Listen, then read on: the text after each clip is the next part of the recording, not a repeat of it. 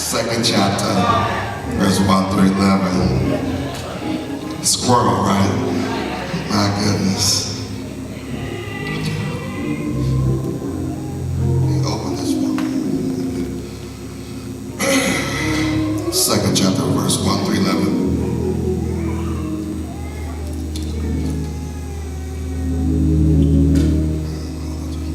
And it reads thus: on the third day, there was a wedding in Cana of Galilee, and the mother of Jesus was there. Now both Jesus and his disciples were invited to the wedding. And when they ran out of wine, the mother of Jesus said to him, they have no wine. Jesus said to her, woman, what does your concern have to do with me? My hour has not yet come. And his mother said to the servants, whatever he says to you, do it. Now there were set there 6 water pots of stone, according to the manner of purification of the Jews, containing 20 or 30 gallons apiece. And Jesus said to them, fill the water pots with water. And they filled them up to the brim. And he said to them, now draw some out now, and take it to the master of the feast. And they took it. And when the master of the feast had tasted the water that was made wine, and did not know where it came from, but the servants who had drawn the water knew, the master of the feast called the bridegroom. And he said to him, every man at the beginning sets out the good wine. And when the guests have well drunk, then the inferior. But you have kept the good wine until now. And this is the beginning of signs Jesus did in Cana of Galilee, and manifested his glory, and his disciples believed in him. May the Lord bless the readers and hearers of his word. Today we want to speak from the topic. It's an explanation, and that simply is to do it. To do it. Somebody say, do it, do it, do it, do it.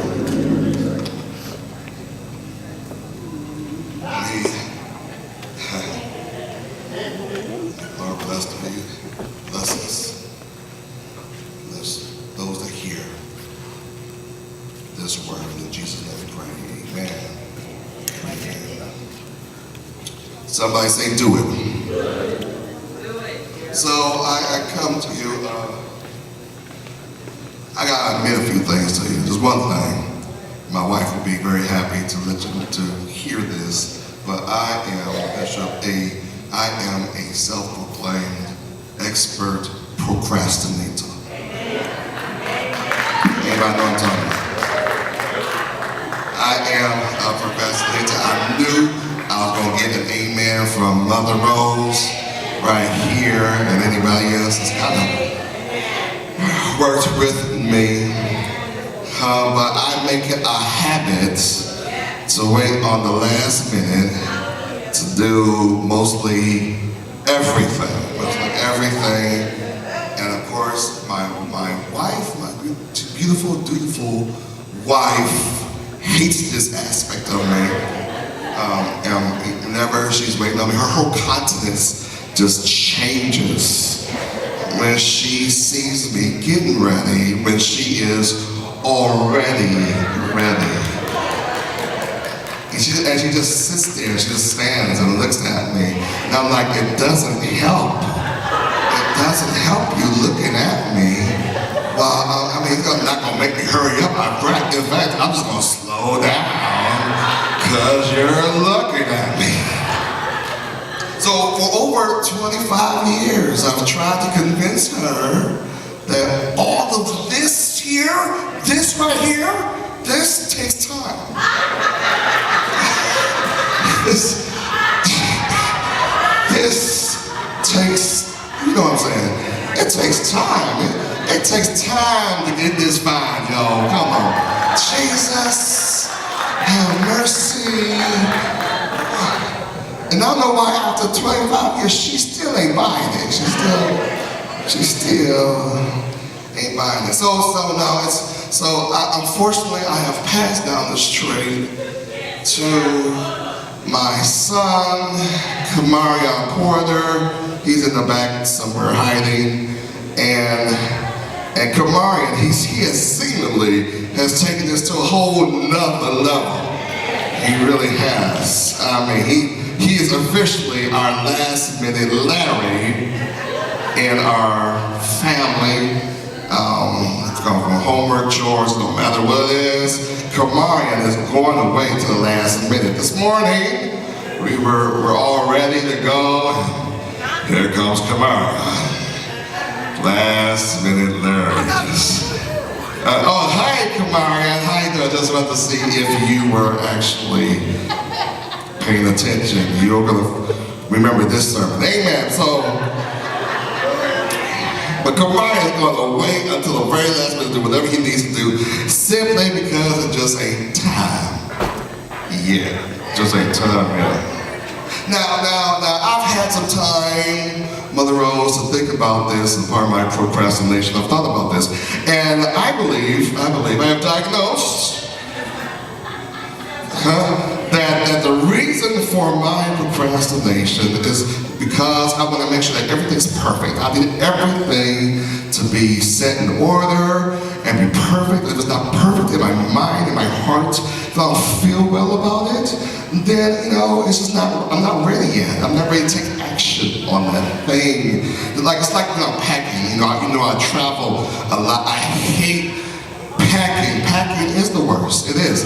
It's the worst because I wait till the last minute. Carlette done pack 10 days before everything. And I'm like, how is it keeping me ready? I'm just thinking about, I gotta figure out the days, how much underwear I need. I need that extra part of underwear because you never know. You never know. You never know. You never know. And so, and then I have to, think about what I'm gonna wear during the day. Is there an evening thing? How much luggage do I want to, bring and all that, and so it takes a while. It takes a minute, and I'm usually packing until I'm ready to go.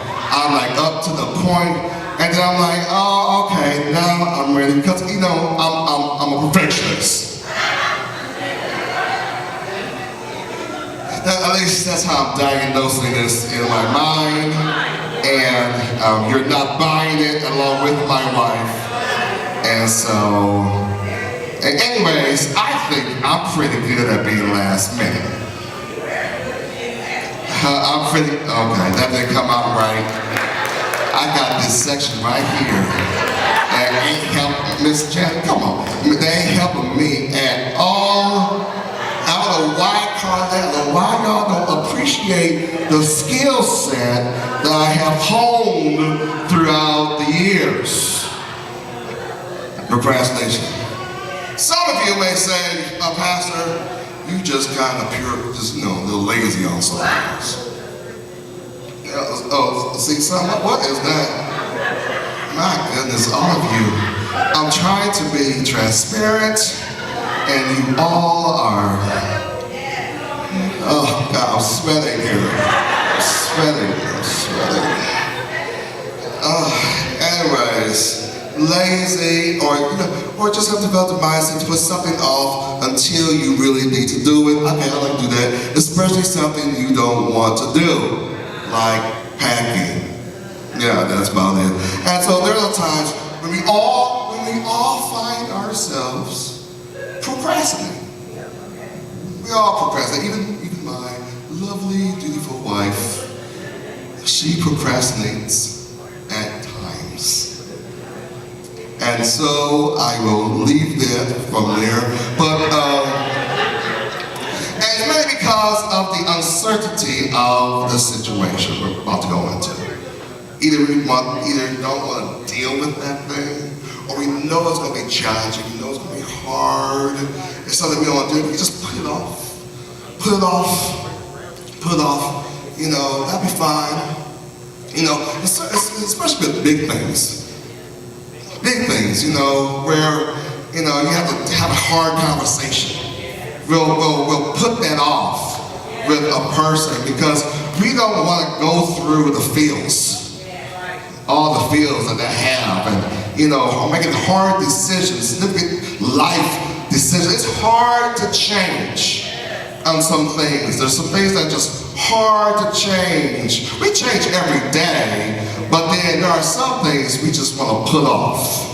Because oftentimes change comes with it uncertainty. And with uncertainty comes its close friends, doubt and fear.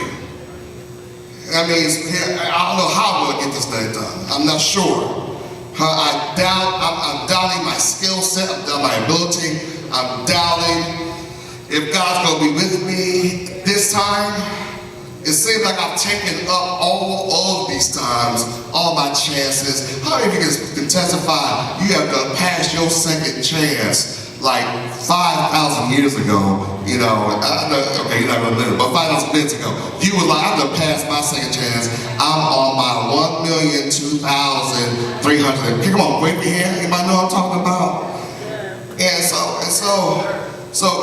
we procrastinate. We procrastinate because of the doubt. We procrastinate the fear. We procrastinate because of the effort that's going to have to take to deal with that situation. All you know is that if I have to deal with it, it's going to take a whole lot of work.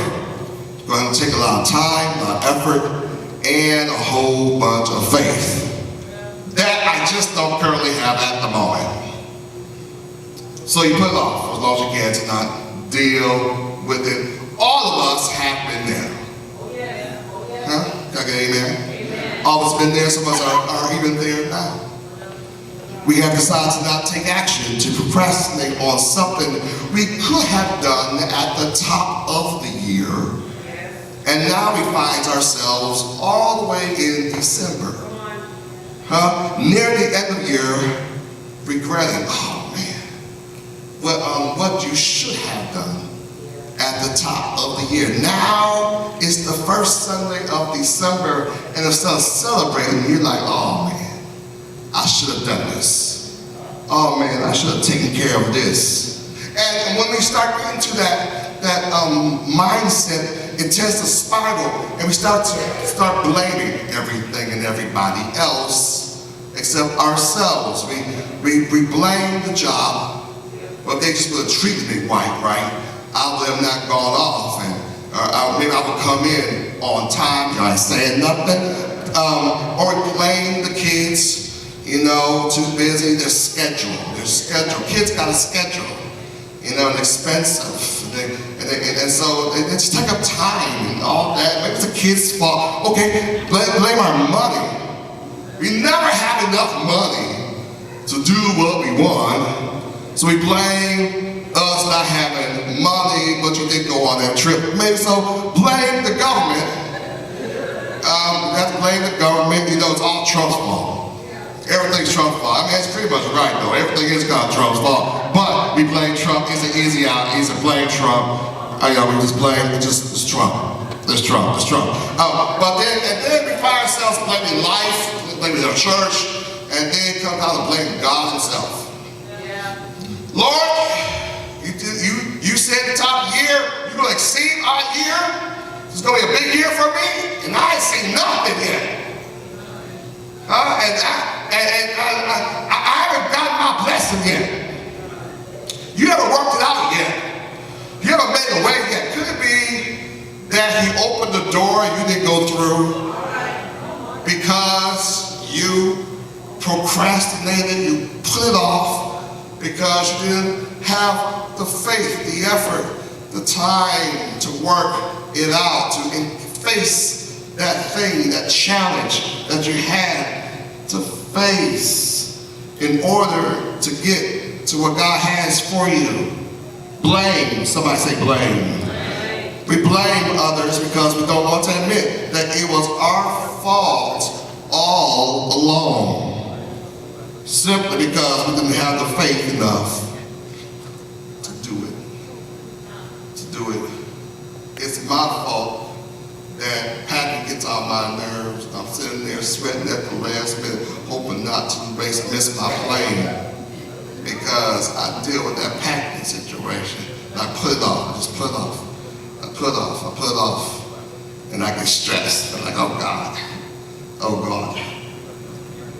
me a drink. Oh God, do it. Do it. Just kidding. I don't do that. So in our text, because in our text is Jesus' miracle, first miracle. You know this text, you know the story. We see Jesus and his mother Mary at a wedding. Now weddings, you have to know, in that time, in Jesus' day, were week-long festivals, week-long celebrations. Banquets would be prepared for many guests, and the week would be spent celebrating the new life of the married couple. And oftentimes, the whole town is invited, and everybody will come, for it will be an insult to refuse an invitation to a wedding. So, to accommodate so many people, careful planning was needed, as is needed even today. And to run out of food or wine was more than embarrassing, because it broke the strong unwritten rules of hospitality. It was a cultural thing. The text doesn't say whose wedding it was, but there must have been some type of connection to Mary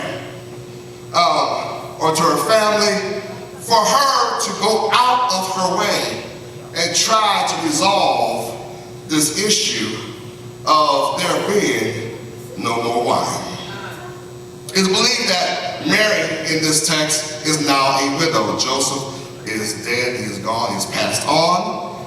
And since he has passed, it's customary for a widow to rely on her oldest child. But her oldest child was Jesus. And so she goes to her son. It's not really uncommon for her to go to her son and say, I need your help in fixing this. Now, she may not have known that Jesus was, she wasn't expecting a miracle, maybe to just go down the street to the liquor store, I don't know, and get some more wine. All right? We are talking about wine. I don't know why y'all act like y'all don't get into those spirits at all. Jesus Christ. This is for my second service right here, because I know they turn up. Anyways.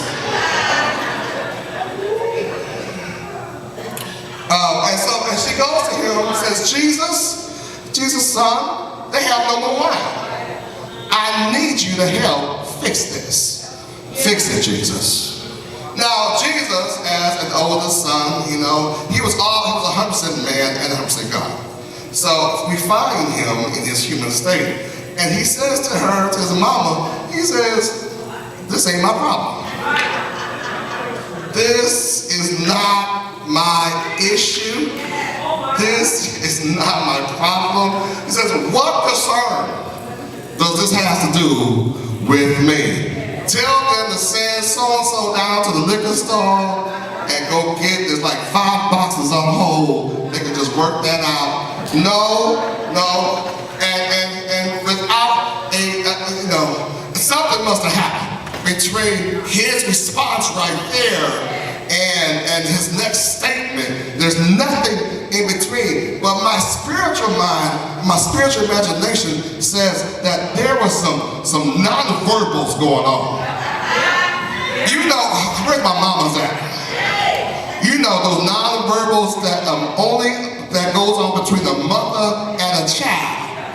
Where you got those eyes going on, and that says, don't you embarrass me in public. I know you hear me, boy. You gonna sit up here and try to talk back to me in public. You better get your life right now. I mean, all those eyes and then maybe a little neck going on right here and everything. I'm about to do somebody, she's like a little finger snapping and everything, and just that head turn. I said, I know you didn't just say that to me. Where my mama's at. And Jesus must have saw this, and even though he was 100% God, that was still his mama. Oh my goodness. And there's nobody outside the Lord Jesus himself that can instill fear into a child than a mama can do it. Somebody say, mama got the eye, mama got the look. And when she gave you that look, your whole life would change. You know, Mary as mama, she wanted to get up and do the backhand and says, I brought you into this world and I'll take you out. You have to wait for the cross. Okay, y'all don't want to hear this. Something happened between his first statement as what does this guy do with me to his next one. It's just not my time yet. He wanted to put it off. He's procrastinating. He said and he brought excuses. He said, it's not my time yet. I'm trying to explain to you. And then that's when, you know, the kids want to grow up and get all, that's when he put his God in. The Bible says it's not my time. Not my time yet. You know, the kids get all smart. They start speaking the King's English very well. You know, the Lord said that it's not my time to clean up my room and wash the dishes yet. And so, anybody been there? And so, and Mary, you know, Mama Mary said, I'm not having it. She just said, Goes on over to the servants. I ain't calling y'all servants or nothing. And says, whatever he do, whatever he says to do it. Looks at Jesus. You better.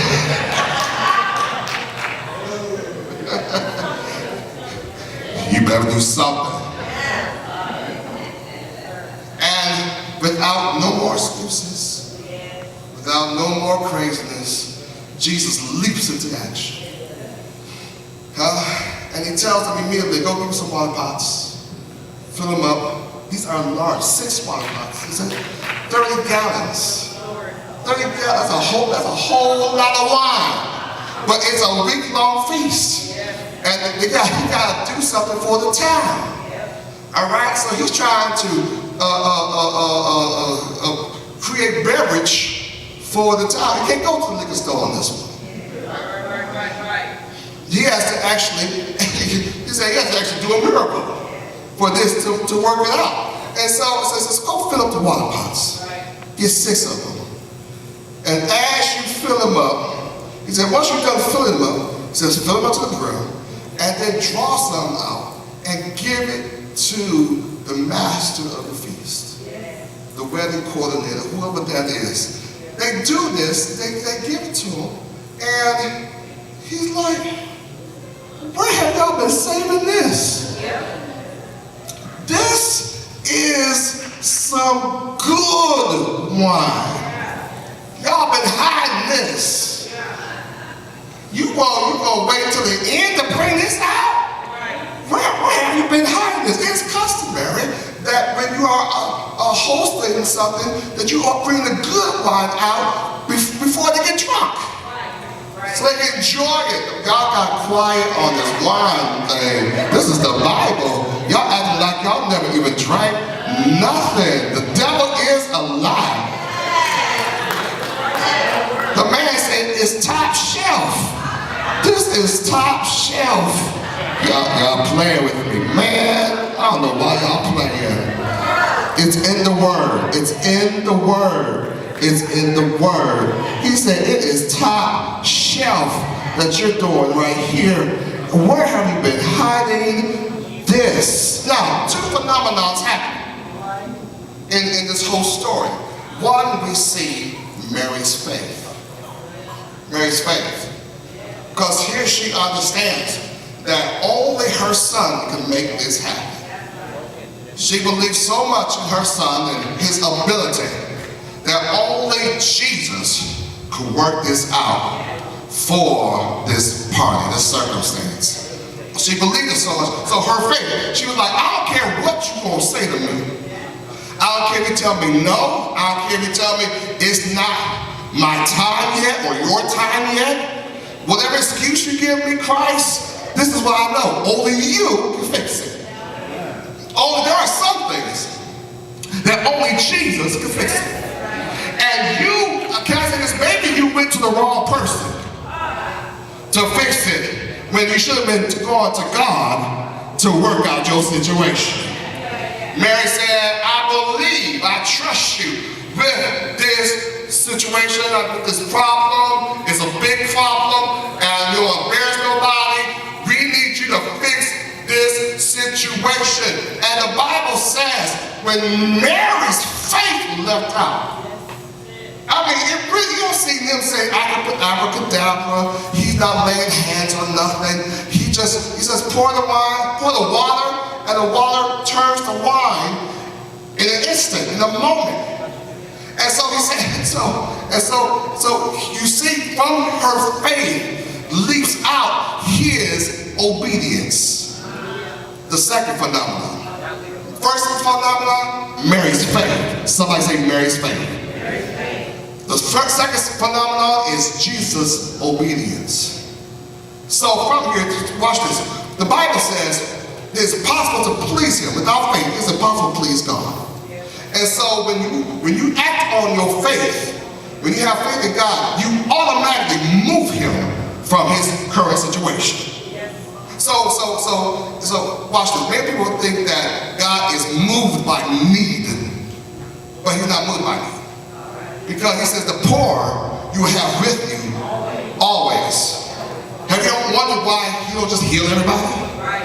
Even when Jesus walked the earth, he just didn't heal everybody. There's a whole bunch of sick folk that he did not heal. But those with faith, come here, woman, the issue of blood. When she reached out and she touched him, not with just her hand, but with her faith. He says, thy faith has made you whole. One thing that Jesus cannot ignore is your faith.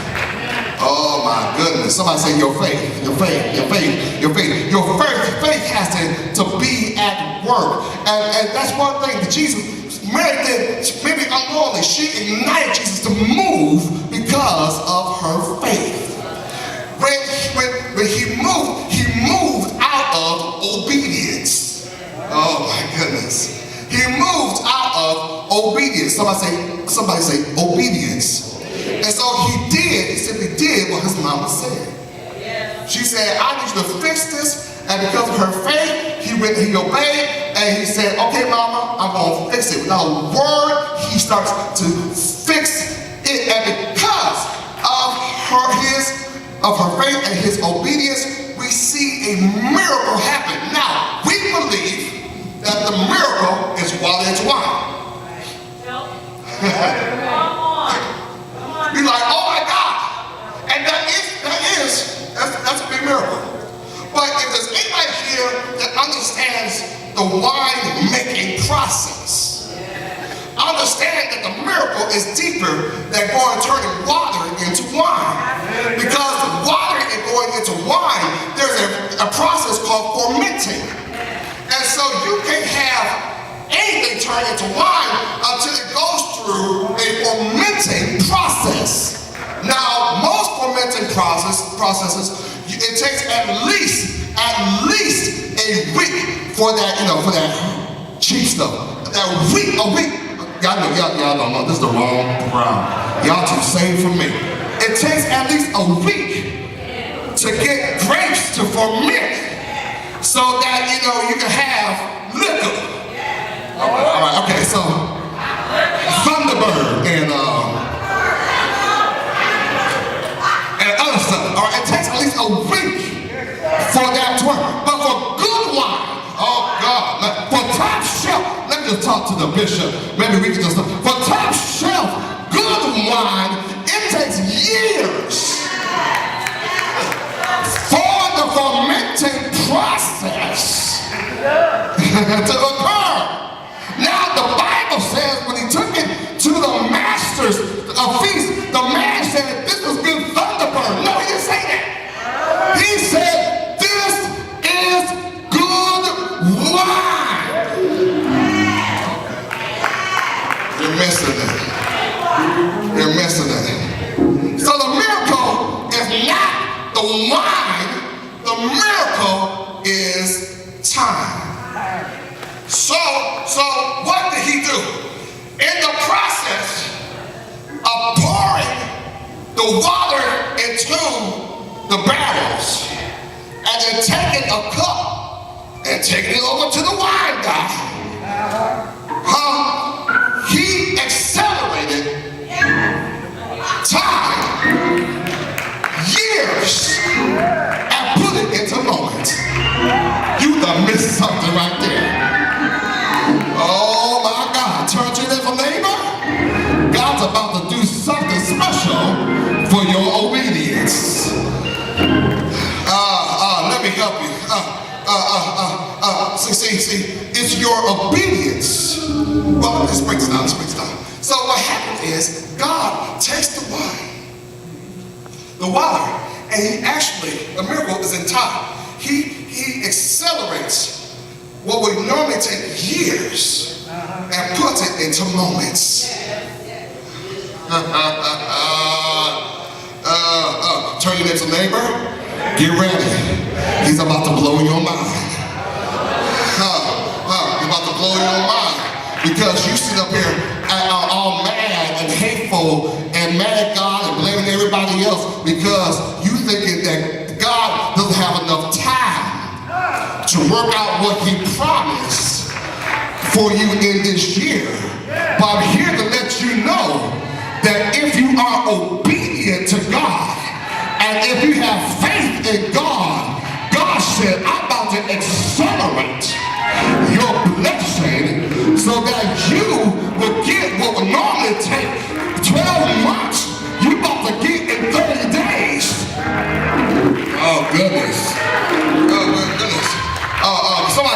Somebody shout, I'm ready. I'm ready. So hear this. Through the phenomenon of faith and the phenomenon of obedience, we see acceleration. Who in here is ready for acceleration? God said that it's not over yet. I know you up here mad because God ain't done nothing for you yet. That's arguable. That's arguable because I believe that God's done something for you in all of these years, in all these months. He's blessed you beyond measure in these months. Can I get an amen? Can I get a sign here that God has worked out a miracle? It may not be your best days, but you have some good days. You might have always woke up happy, but you woke up clothed in your right mind. Activity of limbs. You might have had a bad day, but look at you now. Got a smile on your face. So somebody say, God's been good to me. But somebody say, I'm waiting for the big one. But guess what? You don't have to wait that much longer. You don't have to worry about time. You losing time. God said, I am the master of space and time, and I will do what I did with that water, and I will turn your blast days into your best days, and it will turn out good. Somebody shout, he's about to give me some good wine.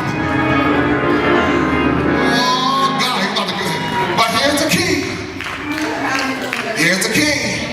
You got to do what Jesus' mother said.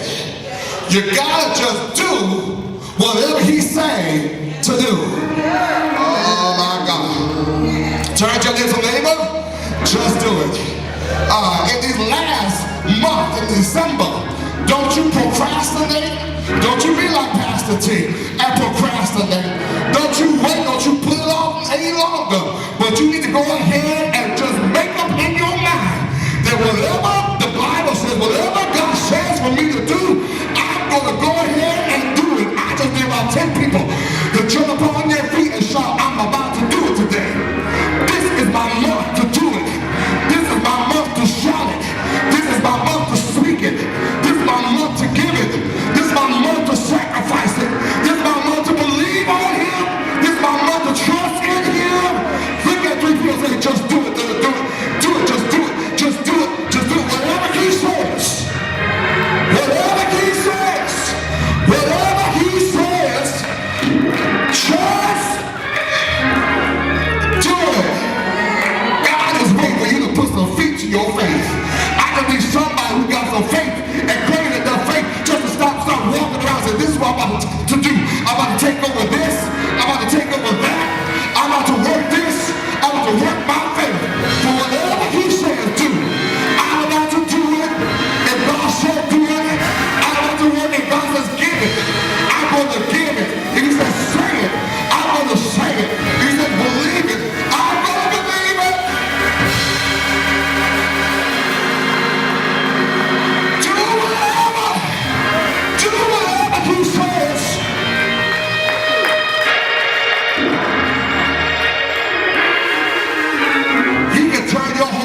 around in moments.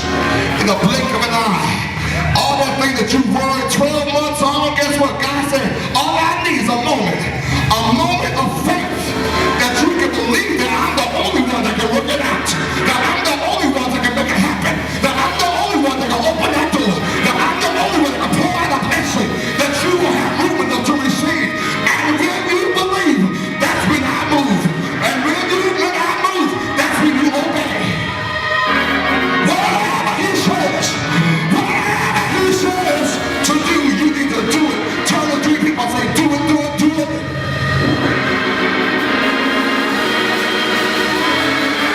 Now I know we in the morning service, and y'all kind of changed it up on me.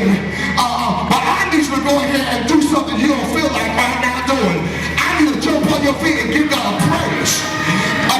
Just do it, praise. Just do it, holler. Just do it.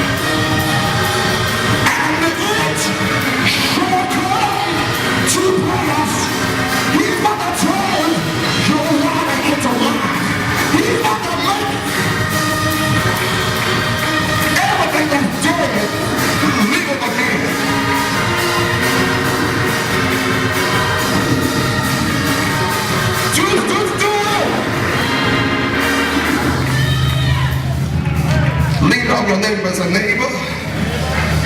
Whatever he says, do it.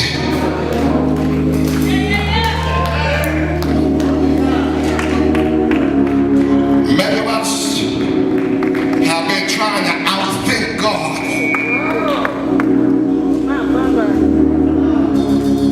We're trying to outthink God. Trying to be God. Found yourself stuck going round and round in circles.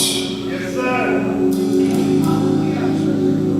Because you're trying to make a way. But Mama Mary said, all you need to do is obey his doing.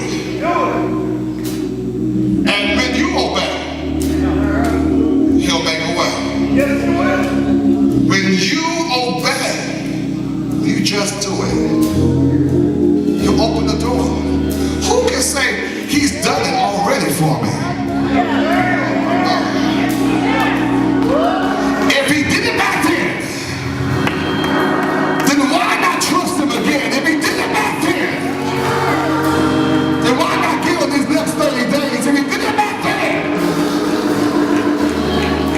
trust him in your future? Somebody shout, Lord, do it. Somebody shout, I'm ready.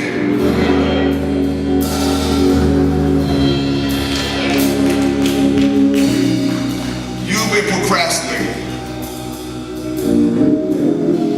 You say, well, I don't know if I want to do the application because not everything's perfect. My credit's not right. You know what they said on the news? Nobody's giving out loans. I don't qualify. But if you hear the Lord say, tell you to do it, maybe it's the Lord telling you, you need to go ahead and work it out, submit the application. I would advise you to go ahead and submit the application. Go ahead and get your house. Stop worrying about transportation. Get your car. Stop worrying about that FICO score. Work it out. The Bible says, or Saul said, if you take one step, he'll take two. And his steps are much larger than yours. Turn to three people and say, just do it, just do it, just do it. Just do it, just do it, just do it. Just do it. Now, come on, give God a praise right here. Come on. Lift him up. He's about to accelerate the blessing. He's about to accelerate the blessing. He's about to accelerate